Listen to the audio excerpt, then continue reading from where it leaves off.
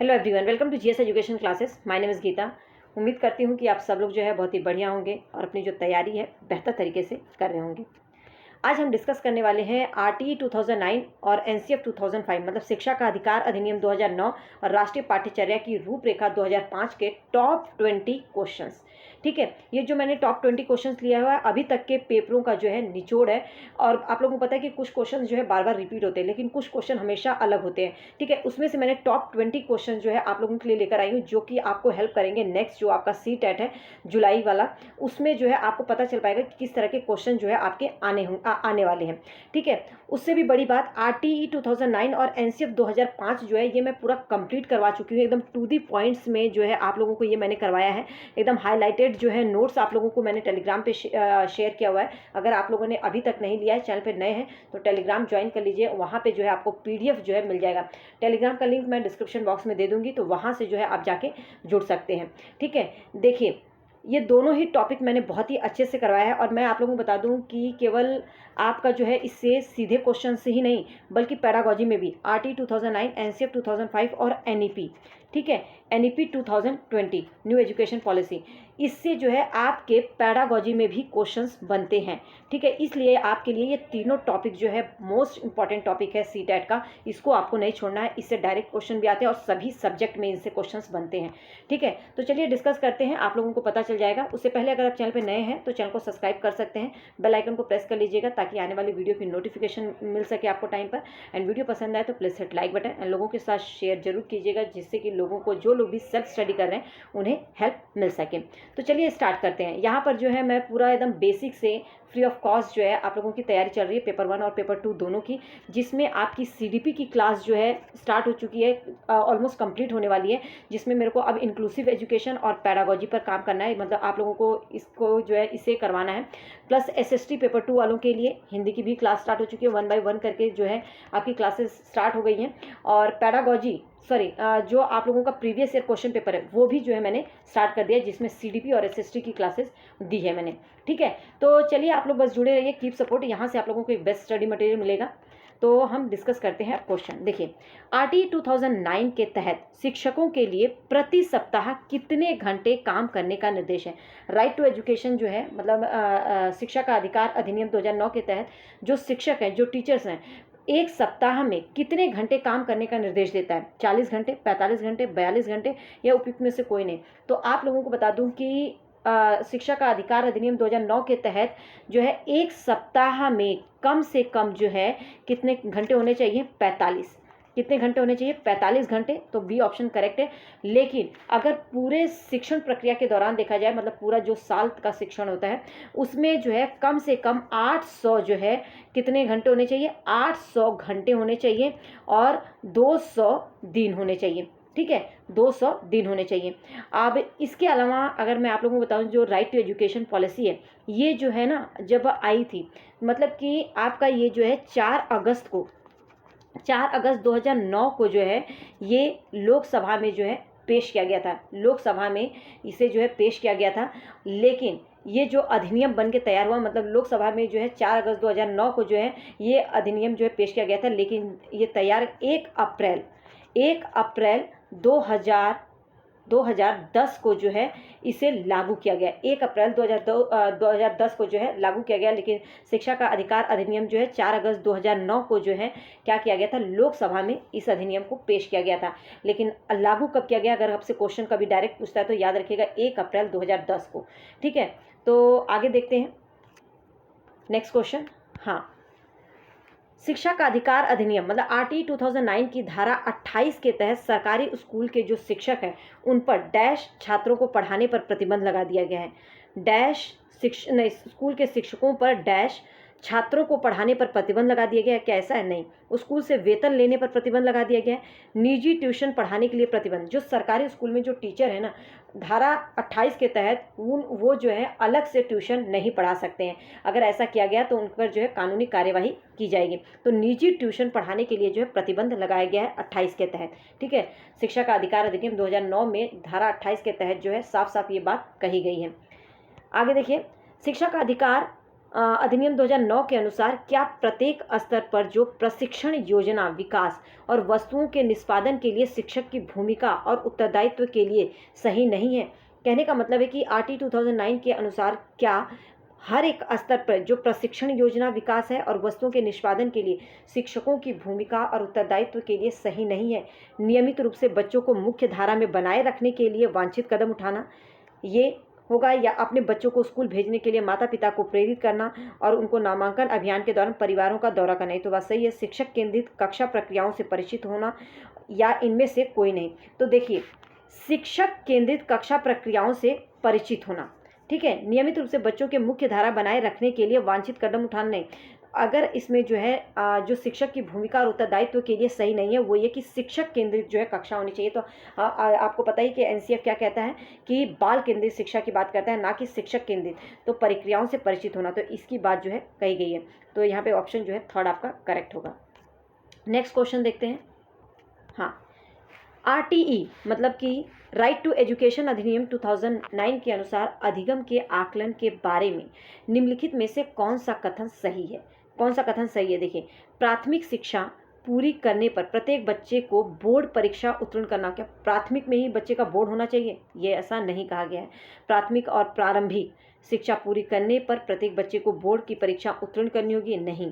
प्रारंभिक शिक्षा पूरी होने तक किसी भी बच्चे को किसी भी प्रकार का कोई भी परीक्षा को पास करने की आवश्यकता नहीं है। तो बिल्कुल राइट टू एजुकेशन पॉलिसी जो है 2009 में जो आई थी, ठीक है, इसमें जो है साफ साफ कहा गया है कि बच्चे के अधिगम के आकलन के बारे में यही बात कही गई है कि प्रारंभिक जो शिक्षा है उसे पूरी होने तक बच्चे का कोई भी बोर्ड की परीक्षा नहीं ली जाएगी। तो ये थर्ड ऑप्शन जो आपका करेक्ट है। नेक्स्ट क्वेश्चन देखते हैं, क्वेश्चन नंबर 5। उम्मीद करती हूँ कि ये सभी क्वेश्चन जो है आप लोगों के लिए नए होंगे और आप लोग जो है इसे मतलब आप लोगों को नॉलेज मिल रही होगी। अगर वीडियो पसंद आए तो please hit like button, and question को स्पेशली आप लोगों को मैं बोल रही हूँ इन क्वेश्चंस को याद रखिएगा, और जो मैंने आप लोगों को नोट्स दिया है ना वो याद कर लीजिएगा। देखना इससे आने वाले क्वेश्चन आपके गलत होंगे ही नहीं, ठीक है। पूरे हाईलाइटेड नोट्स इसीलिए मैंने दिया हुआ है। अगर नोट्स पसंद आए तो आप जुड़ सकते हैं और यहाँ से, ताकि आगे के और नोट्स आप लोग ले सकें, ठीक है। पूरा फ्री ऑफ कॉस्ट है, बस आप सपोर्ट करते रहिए। आपको एक बेस्ट स्टडी मटेरियल मैं प्रोवाइड करूँगी। जो लोग भी सेल्फ स्टडी कर रहे हैं, जो अपने से कोशिश करके जो है सीटेट निकालना चाहते हैं। शिक्षा का अधिकार अधिनियम 2009 के क्रियान्वयन के बाद कक्षा अप्रभावित रहती है, क्योंकि शिक्षा का अधिकार विद्यालय में कक्षा की औसत आयु को प्रभावित नहीं करती है। देखिए, शिक्षा का अधिकार अधिनियम 2009 के जब इसको लागू किया गया तो क्या उसके बाद अप्रभावित रही है? क्योंकि शिक्षा का जो अधिकार है विद्यालय में कक्षा की औसत आयु को प्रभावित नहीं करती है। गलत है, करती है। लिंग के अनुसार अधिक समझाती है? नहीं। आयु के अनुसार अधिक समझाती है? बिल्कुल। आयु के अनुसार अधिक विषम है, विषम जाती है, ये विषम जाती है, ठीक है। तो ऐसा नहीं है। आयु के अनुसार आप लोगों को बता दूं कि जो शिक्षा का अधिकार अधिनियम 2009 है, इसमें जो है 6 से 14 वर्ष के बच्चों को निःशुल्क व अनिवार्य शिक्षा की बात की गई है, ठीक है। निःशुल्क व अनिवार्य शिक्षा की बात की गई है, और इसके अंदर 6 से 14 वर्ष मतलब कि कक्षा 1 से लेकर 8वीं तक की जो शिक्षा है वो बच्चों को फ्री होगी। और जो प्राइवेट स्कूल है उसमें जो है इन बच्चों के लिए 25% जो है सीटें रिजर्व कर दी गई हैं, ठीक है, ताकि इनको जो है एक अच्छा बेहतर शिक्षा मिल सके, जो भी EWS कोटा के बच्चे हैं। आगे देखिए, निम्नलिखित में से कौन सा पाठ्यचर्या के विकास के लिए राष्ट्रीय पाठ्यचर्या की रूपरेखा एनसीएफ 2005 मतलब द्वारा प्रस्तावित सिद्धांतों में से एक है? एनसीएफ 2005 में कौन सा इनमें से जो सिद्धांत है वो एक है? देखिए, परीक्षाओं को अधिक लचीला बनाना, उन्हें कक्षा के जीवन के साथ एकीकृत करना। बिल्कुल, एनसीएफ 2005 में जो है ये बात साफ साफ कही गई है। इसका एक सिद्धांत है कि जो परीक्षाएं हैं उसको जो है बच्चों पर हावी नहीं करना, इसको थोड़ा फ्लेक्सिबल बनाना, लचीला हो, ठीक है। उन्हें कक्षा के जीवन के साथ एकीकृत करना है। ये नहीं कि परीक्षा बहुत ज़्यादा बच्चों पर हावी हो जाए और बच्चे जो है टेंशन में आ जाए, डिप्रेशन में चले जाए, ऐसा नहीं। तो बच्चों के जीवन कक्षा के जो जीवन है ना उसके साथ ही, मतलब कि बीच बीच में टेस्ट लेते रहें, और ये जरूरी नहीं कि पूरा जो है एक ही बार एग्जाम ले लिया जाए सभी चैप्टर का, ऐसा नहीं।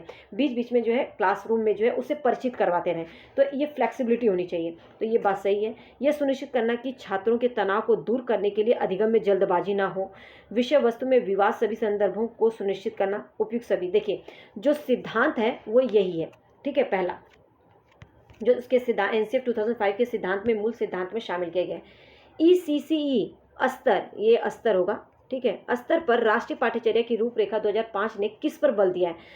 सार्वभौमिकरण में, स्वास्थ्य और स्वच्छता पर, समग्र विकास पर। तो हम मैं बता दूं कि जो ईसी मतलब कि आपका जो एजुकेशन कंटिन्यूअस कॉम्प्रिहेंशन जो इवैल्यूएशन है, उसके अंतर्गत जो है राष्ट्रीय पाठ्यचर्या की जो रूपरेखा है उसमें ये साफ साफ बात कही गई कि बच्चे के होलिस्टिक डेवलपमेंट हो, ठीक है, समग्र विकास की बात करता है। तो सी ऑप्शन जो है करेक्ट है।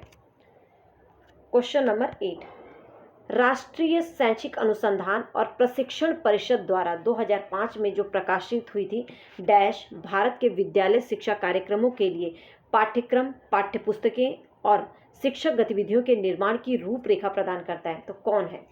एनईपी है? नहीं, ये तो न्यू एजुकेशन पॉलिसी हो गया। एनसीएफ? बिल्कुल। तो यहाँ पे एनसीएफ जो है ये जो है क्या करता है, भारत में जो विद्यालय हैं इसके जो है करिकुलम को देखता है, इसके पाठ्यक्रम, इसकी पाठ्यपुस्तकें और जो टीचर्स की गतिविधियाँ होनी चाहिए उसके निर्माण के लिए जो है एक रूपरेखा इसने प्रदान की है। कौन से? राष्ट्रीय पाठ्यचर्या की रूपरेखा एनसीएफ 2005। आगे देखिए, राष्ट्रीय पाठ्यचर्या की रूपरेखा मतलब एनसीएफ 2005 की राष्ट्रीय संचालन समिति के अध्यक्ष कौन थे? पहले बहुत क्वेश्चन पूछा जाता है, अब नहीं आता है, लेकिन आप लोगों को पता होना चाहिए। प्रोफेसर जो है Yashpal. Next question, question number 10, ठीक है।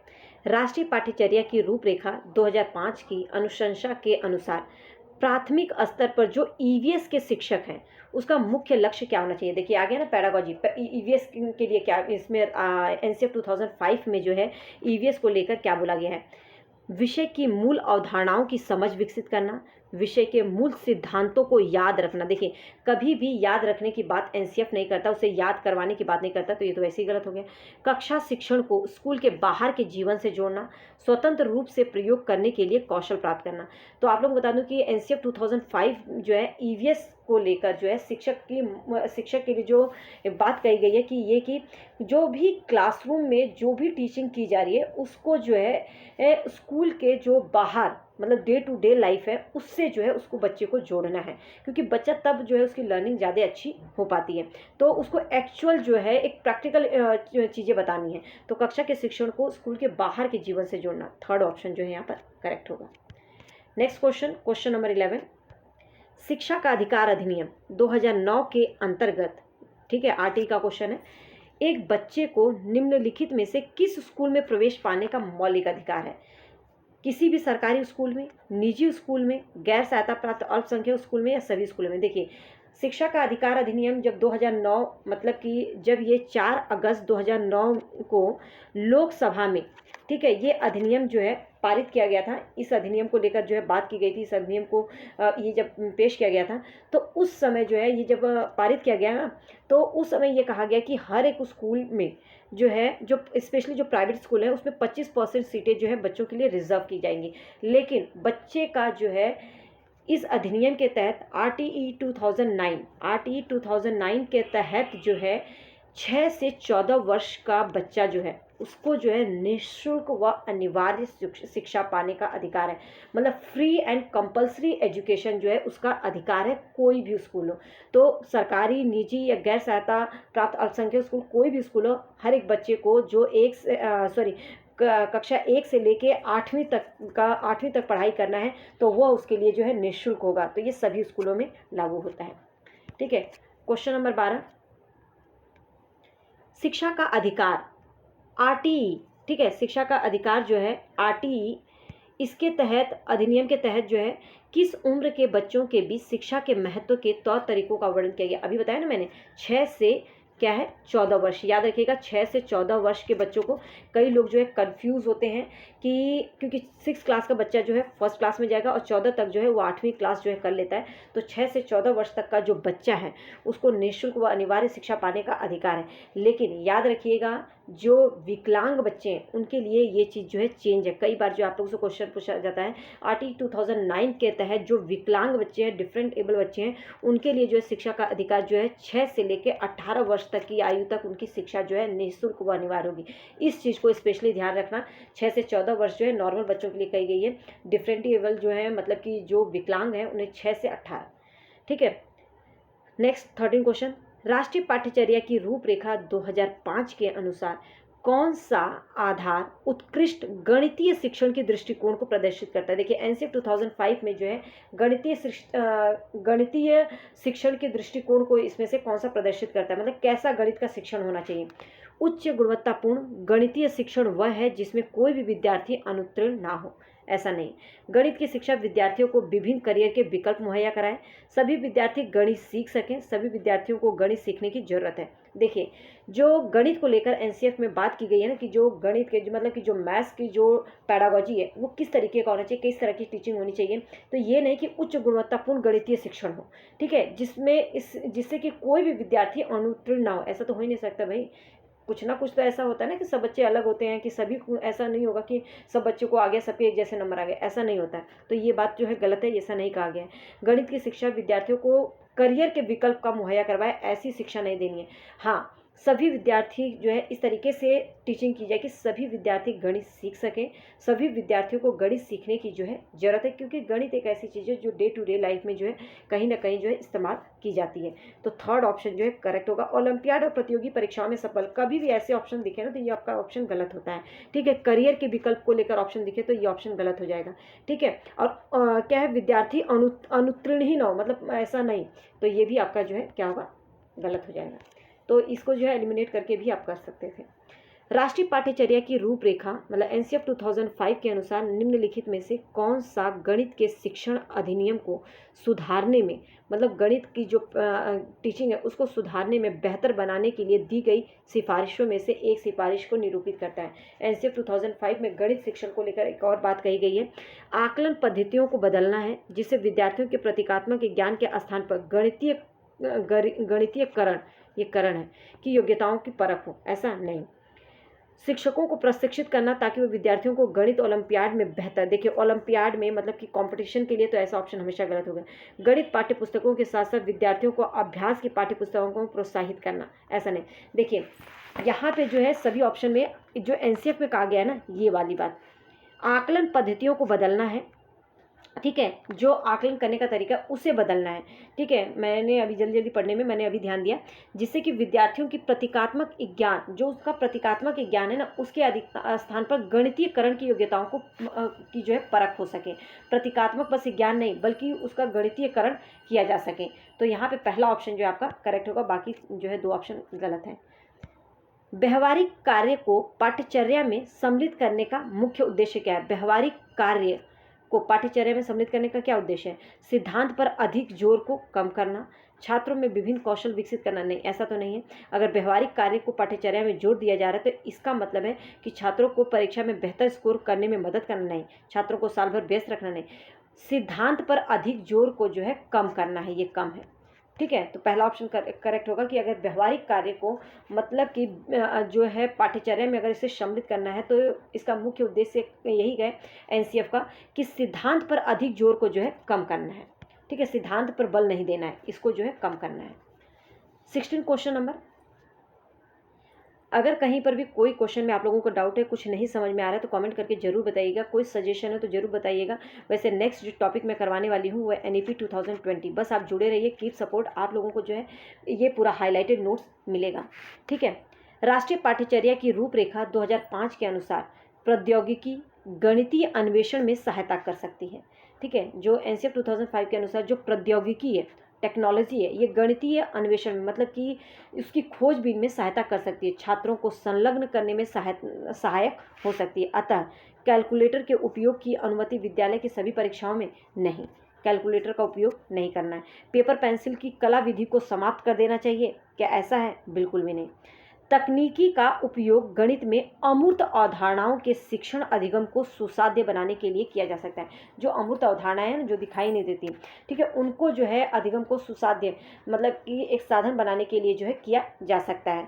तो यहाँ पे थर्ड ऑप्शन जो है आपका करेक्ट होगा। अब नेक्स्ट एनसीएफ से फिर से क्वेश्चन है, एनसीएफ है ये, ठीक है। एनसीएफ 2005 सीखने की रचनावादी दृष्टिकोण पर जोर देता है क्योंकि यह डैश पर केंद्रित है। किस पर केंद्रित है एनसीएफ 2005? परिभाषाओं और सूत्रों, बिल्कुल भी नहीं। नियमित गृह कार्य, बिल्कुल भी नहीं। आकर्षक गतिविधियों के माध्यम से शिक्षार्थी को सक्रिय भागीदारी, बिल्कुल, मतलब कि बच्चे को जो है इसमें एक्टिव रखना है, ठीक ठीक है। जो एनसीएफ 2005 की जो रचनावादी दृष्टिकोण है वो इसी पर जोर देता है कि ये जो है कोई भी गतिविधि हो उसके माध्यम से बच्चों को जो है सक्रिय भागीदारी होनी चाहिए। शिक्षक द्वारा प्रभावित व्याख्यान, तो ये तो शिक्षक केंद्रित हो गया, तो थर्ड ऑप्शन जो है करेक्ट होगा। जहाँ पे भी शिक्षक क्या बोलते हैं शिक्षार्थी की बात की जाए, बच्चे की बात की जाए, विद्यार्थी की बात की जाए कि उसे भागीदारी उसको जो है एक्टिवली वो सक्रिय रहे, वो उसकी भागीदारी हो, तो इस तरह के ऑप्शन हमेशा करेक्ट होंगे। ठीक है। फिर से आरटीई से क्वेश्चन है, राइट टू एजुकेशन। ठीक है, आरटीई 2009। शिक्षा का अधिकार अधिनियम बच्चों के किस आयु वर्ग के लिए एक मौलिक अधिकार है? किस आयु वर्ग के लिए? अभी बताया था मैंने ना, 6 से 14 वर्ष, तो तीसरा ऑप्शन करेक्ट होगा। नेक्स्ट, 2005 में कला शिक्षा को सम्मिलित करने का उद्देश्य, ठीक है, एनसीएफ 2005, ये याद रखिएगा, एनसीएफ 2005 कला शिक्षा को सम्मिलित करने का क्या उद्देश्य है? निम्नलिखित में से कौन सा है? तार्किक चिंतन में अभिवृद्धि, वैज्ञानिक दृष्टिकोण का विकास, या सांस्कृतिक विरासत की सराहना, या ऐतिहासिक जगह का परिभ्रमण। देखिए, कला की बात की जा रही है तो संस्कृति, ठीक है, तो सांस्कृतिक विरासत की सराहना करना, थर्ड ऑप्शन करेक्ट होगा। नेक्स्ट और लास्ट 20 क्वेश्चन देखिए, और बहुत ही इंपॉर्टेंट क्वेश्चन है, इससे कई बार जो है ये क्वेश्चन आया हुआ है। शिक्षा का अधिकार अधिनियम 2009 के अनुसार, मतलब आरटीई 2009 के अनुसार, राइट टू एजुकेशन 2009 के अनुसार, प्राथमिक विद्यालयों में शिक्षक छात्र का अनुपात, प्राथमिक विद्यालयों का पूछा है, तो प्राथमिक विद्यालयों में शिक्षक छात्र का अनुपात क्या होता है? 30:1। अगर ये उच्च प्राथमिक विद्यालयों की बात करें तो याद रखिएगा 35:1 हो जाता है। ठीक है, अगर यही ये रेशो है, ठीक है, ये रेशो है, अगर यही 200 से अधिक विद्यार्थी किसी विद्यालय में है, ठीक है, उच्च प्राथमिक विद्यालय, तो 40:1 हो जाता है। ये तीनों बात याद रखना। तो उम्मीद करती हूँ कि आप लोगों को जो है ये सभी क्वेश्चन जो है बहुत ही आसानी से ईजिली आप कर लेंगे, और इसको मैं जो पीडीएफ है टेलीग्राम पे शेयर कर दूँगी। वैसे पूरा नोट्स जो है मैंने हाईलाइटेड, आप वैसे नोट्स लेने जाएंगे तो आप लोगों को जो है पेड में कोई दे पाएगा। ठीक है, पूरा आरटीई मैंने करवा रखा है, पूरा एनसीएफ आप लोगों को करवा रखा है 2005, आरटीई 2009। बस ज़रूरत है कि अगर आप सेल्फ स्टडी करें तो एक मतलब सीरियस होकर करें, अगर आप इस बार का जो सीटेट है निकालना चाहते हैं। साथ ही यहाँ पर सीटेट के रिगार्डिंग टिप्स एंड ट्रिक्स तो मैं शेयर करती हूँ, जैसे जैसे एग्जाम आएगा आपको पूरा जो है, अभी मैं स्टार्ट करने वाली हूँ कि पैडागोजी को किस तरीके से सॉल्व करना है, वो तरीका मैं सिखाऊंगी आपको, जिसमें पैडागोजी को रटना नहीं पड़ेगा। सभी सब्जेक्ट के लिए बात कर रही हूँ। ठीक है, लैंग्वेज की पेपर की तैयारी कैसे करना है, पूरा स्ट्रैटेजी अभी जल्द ही एक वीडियो आएगी। ठीक है, और बस आप जुड़े रहिए, यहाँ से आप लोगों को एक बेस्ट गाइडेंस मिलेगा। Keep support. Okay, thanks for watching, all the best.